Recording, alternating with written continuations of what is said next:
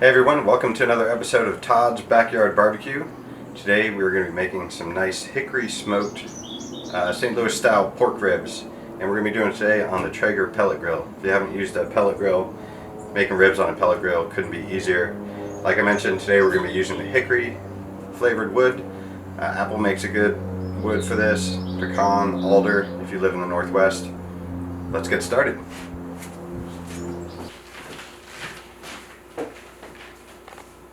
I've got 2 racks of St. Louis style pork spare ribs here, and all you're going to need to really do this, it couldn't be easier, is some salt,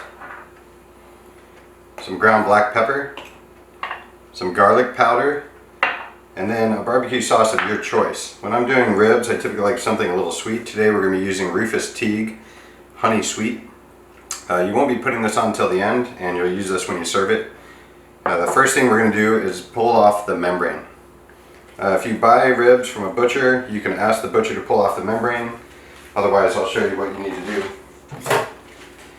If you flip the ribs over on the back, you just score along the ribs with a sharp knife. And then I take a pair of needle nose pliers that we keep in the kitchen, and you can actually peel up the membrane and get a good purchase on it and just pull it back.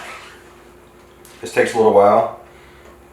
Just take your time. You don't need to get it all, but if you leave the membrane on, it's going to cause the back side of the ribs to be really tough and chewy.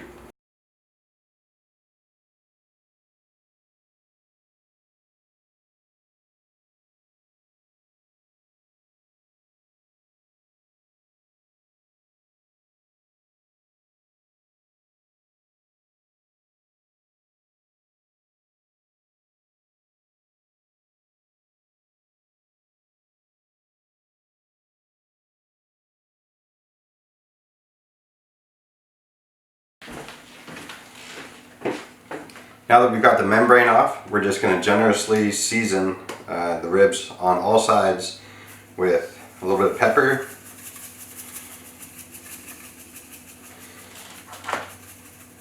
some salt. If you have some coarse grained salt, I recommend that.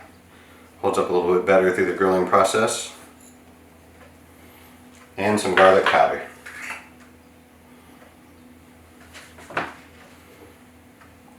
I'm just going to continue to do this on all sides.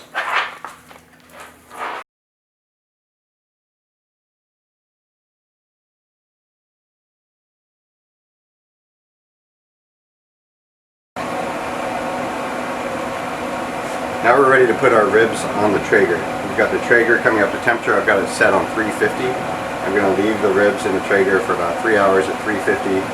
Our ribs are nicely seasoned.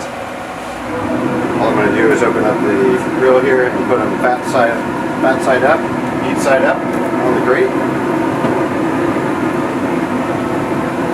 Just like so. And I'm going to leave them in there for 3 hours. I don't need to do anything, just make sure I've got enough pellets in the hopper. It's been about 3.5 hours since we put our ribs on. I just turned the temperature up to 375 to do a little hotter for the last 15 or 20 minutes. See, they're starting to look really nice. They're pulling back from the bone on the far side here. And what I have here is just a little bit of our barbecue sauce, and we're going to go ahead and baste it. You only want to do this for the last 15 minutes because barbecue sauce has a lot of sugar typically, and it's going to burn if you leave it on there very long. But just go ahead, generously baste the ribs.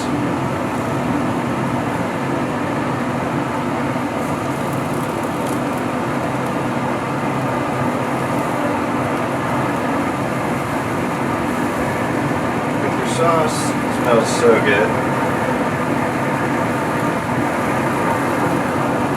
Just like that, I'm going to do that one more time in about 5 minutes, and then 5 minutes after that I'll pull them off.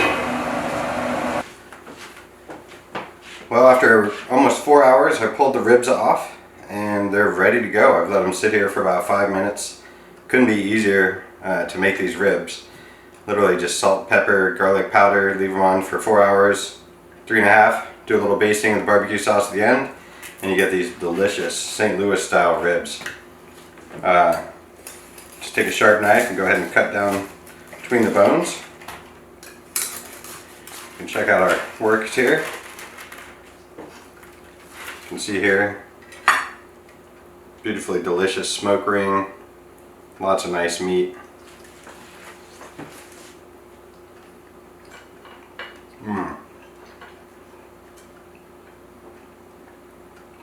That is a delicious rib. I don't even think you need to put more sauce on it, but you could serve it with the sauce on the side if you want, or whatever your guests enjoy. Hope you enjoyed this third episode of Todd's Backyard Barbecue. We'll be back next week making some pulled pork.